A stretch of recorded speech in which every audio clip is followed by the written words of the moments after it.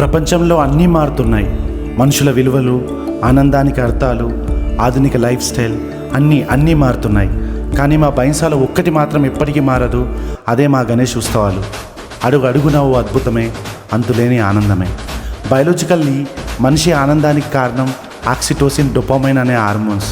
కానీ మా బైన్సా వాళ్ళకి 9 రోజులు వినాయకుడే oxytocin and dopamine. Is a package of everything.